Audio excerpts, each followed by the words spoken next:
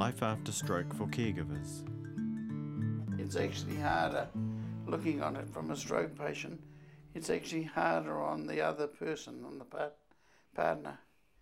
Really is, because the person that's got the stroke has got it and can't do anything about it and has to live with that. But the other person has to virtually have the stroke without having the stroke, if you can understand what I mean. They have to become a stroke patient, and it's not very easy to do. Caregivers support groups. I think the best resource that we have is people supporting people. And while we can't introduce like people and like strokes to each other in a simple way, the stroke clubs and stroke groups provide an environment where people nurture their own trust of each other and learn that they can learn from each other. So we're really, as a Stroke Foundation, providing that environment where people feel safe to explore their options and to recognise their choices and to challenge themselves. Yes, and you're in a shock situation, much like a bereavement, so that you're not always in full command of your capacity as a coper. And there are a great variety of opinions that come from family members and everybody out in the street there whose auntie had a stroke, who knows all about it, and they think each stroke is like that. That it's bewildering. You don't know which way to turn, who to go to. You've got to be guided by the professionals and look for as much help as you can get. You almost feel as if you're going to wake up and it's just all a bad dream, because this is too bad to be happening to me. And you just keep living in hope that you're going to go along to the hospital one day and something's going to be better. And it's very depressing when you keep going and things aren't improving. I would have to go down to the beach and walk and mostly cry and pray and ponder and just try to make sense of it all. And we lived actually near the beach, so I could do that in the early days. Might only be for 10 minutes, but my way of coping was to get away on my own and just have time by the sea. When I'm not coping, you can handle the day-to-day things. You can follow a routine, but you just need one other pressure from outside and I'm gone. I don't handle it. I might shout at him, and then there's the terrible guilt thing, because this poor man, he can't help it, and I've shouted at him, and what a terrible person I am. And it's very depressing. Things cross your mind that I felt guilty of all the time. You know, I felt guilty feeling that I was all right and I was alive, and then I kept thinking, well, at least I've got a home, at least I've got this, and I kept thinking, how am I? Then I kept feeling guilty that I kept thinking those thoughts. I cursed him because there was a few financial difficulties that I knew nothing about, and that's what I had to overcome, because he was such an independent person. I truly did not know what we owed and what we did not owe, and when I found out, I went up one day to the hospital when I found out what I had to pay and what I didn't have to pay, and I was going to chew him up, whether he was sick or whether he wasn't sick. And I walked in and somebody looked after him because he was having a turn when I got there. Yeah. I had a business to keep going. I had my own job to try and keep going. And you just don't know where you are. You don't know whether to resign, you don't know whether to sell the business, because you don't know what the future holds. Eventually I had to get all that wound up and look at the side of it that I previously had nothing to do with, the legal, the accounting side, the staff and all that sort of thing that had to be dealt with, as well as coping with the stroke. I was so angry. I was so angry that how could he have done all this to me and left me with all these worries and everything else. And then I came home and I thought about it and I thought, well, don't sit here, find a solution, get us out of it, because he won't be able to anymore. I knew that. So I sold the bottom house and I just paid everybody off and took one day at a time. I went and I rung banks, I rung everybody. I really ate apple pie and I did it. And once you start talking to people and explaining to people, people aren't quite as bad as you think they're going to be. And we came right. We did come right. People think of stroke as paralysis of one side and people can't talk properly. My husband is physically fine, he's more mentally affected and he has impaired cognitive skills, so he doesn't understand the consequences of what he's doing, so I have to watch everything he does. This brain damage that stroke people suffer from, it varies a lot, but it can be very subtle and little things that only someone who's with them all the time will notice. Yes. I meet people in the street, they say hello, they say hi to Tony and aren't you looking well? Tony says, yes, I'm fine, I'm 100%. So people wander away thinking, oh, wonder why he's not working, wonder why they're on a benefit. Yeah, it's like having a child that never grows up in a lot of ways, isn't it? I think that was one of the things that suddenly hit me after David had his stroke. This is not really going to get very much better. You know, that this is how life's going to be. Whereas with a child, you've always got the prospect that they'll eventually grow up and leave home, hopefully. But with a spouse in that situation, although their condition improves, it's still going to be your responsibility for as long as they live. Getting support. Progress of stroke recovery begins following a stroke, but all strokes are so different that we can't say with any surety what really will happen. And so the medical profession tend not to give direct answers about things. But as a field officer, I feel that there is a place for us with the family and caregivers at that time to help relieve the stress. Just generally talk to them about options and choices and some of the issues that they're trying to deal with. Maybe I think the best thing is to say, to make sense, help them make sense of it all a little bit, and that it is a waiting game and that we will help them through that. The help that I've had, particularly from field officers, is their support when I've had to be interviewed and assessed for things. And I get all frozen up inside, and I don't ask for things very readily. And Pauline has come along when we've been assessed and given me moral support. And when I've dried up with my remarks, she'll give me a little prod and say something. And that's actually helped tremendously in the interview. Remember when we were assessed for home help and things, and I was inclined to say, as a lot of carers do, that I was managing. And Pauline would point out that, okay, I was managing, but it would be a lot better if such and such happened.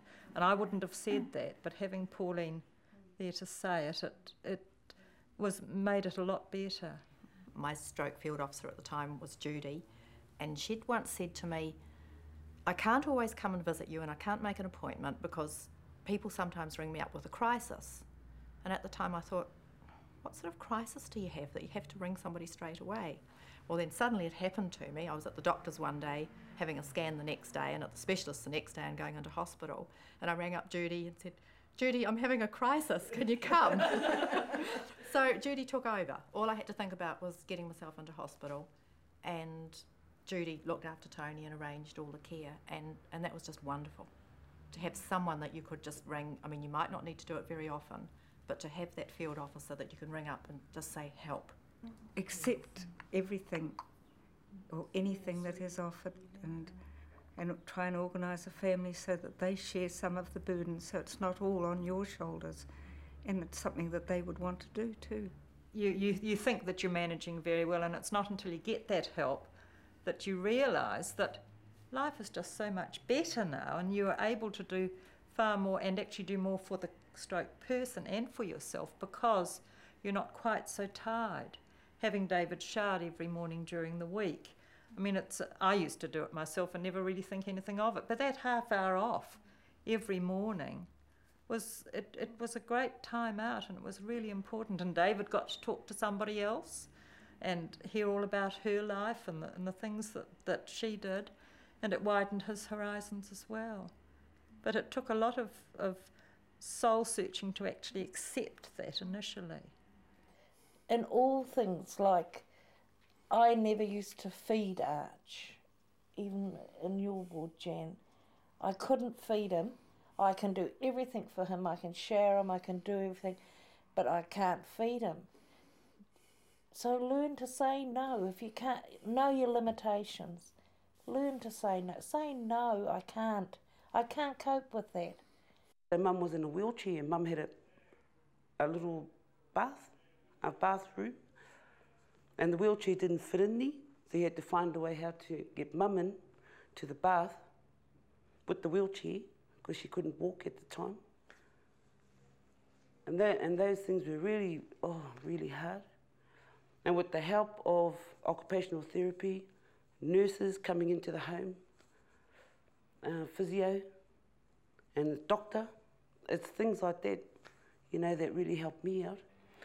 So I started off, I went to the Red Cross, and I joined Caring for the Elderly. And I went there basically to learn how to lift, because I think that's a big thing, you know, lifting, and also for stress. Respite care. Respite care is available for people who've had strokes so that their caregivers, and often that's their family members, can have a time when they're able to do other things and enable the person with a stroke to be cared for in a way that the caregivers feel comfortable with, because often that's an issue, that caregivers aren't happy to go away, for example, or to do other things if they're not sure that their person with a stroke is cared for properly. The way that that happens is that a needs assessment will be done, and that's a person is appointed who usually rings and makes a time to come and see the person with the stroke and with the caregiver and with anybody else that they want at that time. And they really go through their day-to-day lives to look at what kinds of needs they have. A care person in a rest home probably works for 40 hours a week, which is about the average. But a full-time carer at home looking after a stroke person works for 168 hours a week, or is on duty for that time, for 7 days a week and 52 weeks a year. So it's a very responsible task to take on. It's not something that full-time carers should glibly say, yes, I'll look after the stroke person on my own, because it is a very, very onerous task.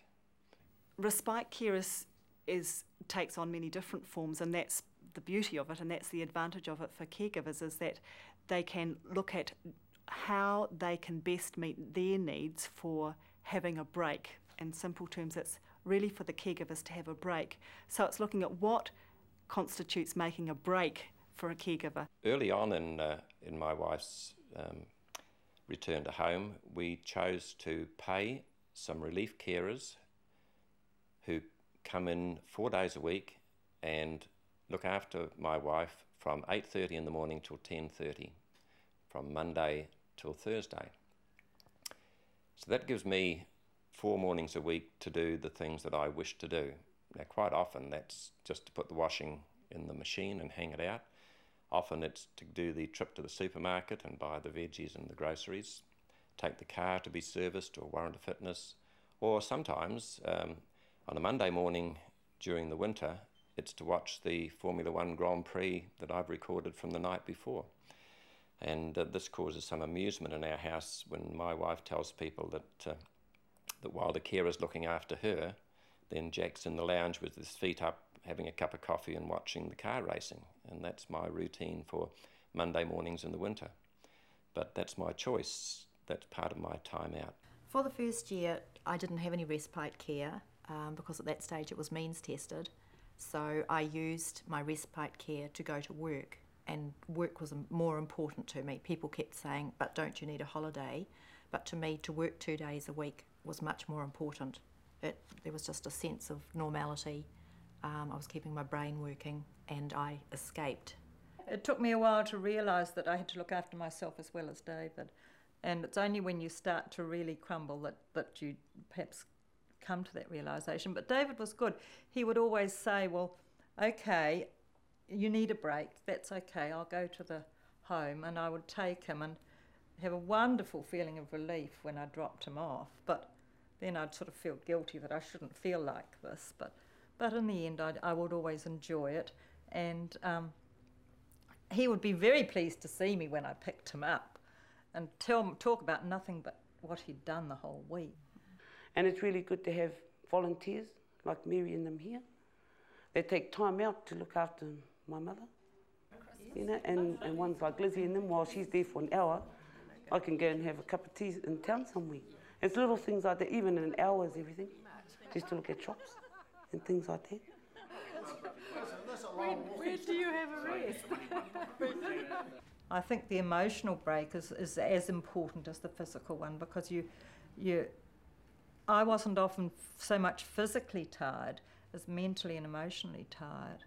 And all I wanted to do was just to not have to think about that other person all the time. I used to try always to go away at some stage during the break, not to stay at home. Because although it was lovely just to be at home on your own and not have the pressures, you'd still do jobs and you wouldn't totally relax. Whereas if you went away, perhaps even if it was only for a couple of nights with a friend or something, it would be like a real holiday then, and you would be more refreshed. Try not to get whakamā, because we must think of your wives or your caregivers to give them a rest too, otherwise they just have a breakdown. Because we're not easy to look after, you know, 24 hours of the day. You know, we got to have a break. Waku kōrero kia koutou e te whānau, kaua mataku, you'll be all right. Yeah, kaua mataku. Haere ki te hohipere, they give you 28 days to look after you in a rest home and give your rangatira a rest. Kia ora. The choice is yours. If you want to be able to do this for a long period of time, because that's the way it's looking, how can you keep yourself healthy to be able to do that? So I'm saying, no, you're not being selfish by saying, I need time for myself. I'm saying, you're being really a good caregiver for yourself. Sometimes I'm really graphic with people. I'm saying, you're a terrible boss. And they sort of look at me. I said, if you were my boss and you were telling me that I had to work 24 hours a day without a break, would you consider yourself a good boss? And usually the answer is no. I said, well, why are you doing that to yourself? I've found that sometimes it's important when you're feeling a bit down and you have a bad patch and you're not getting anywhere and you're not achieving anything, to look back at what you have achieved.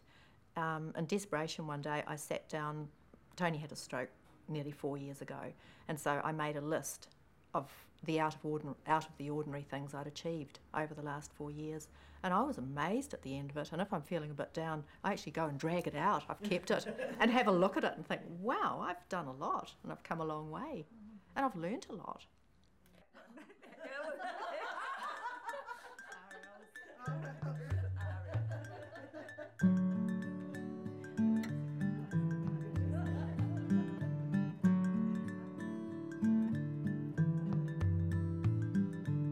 For more information or assistance, please contact your local Stroke Foundation office or ring 0800 Stroke 0800 787 653.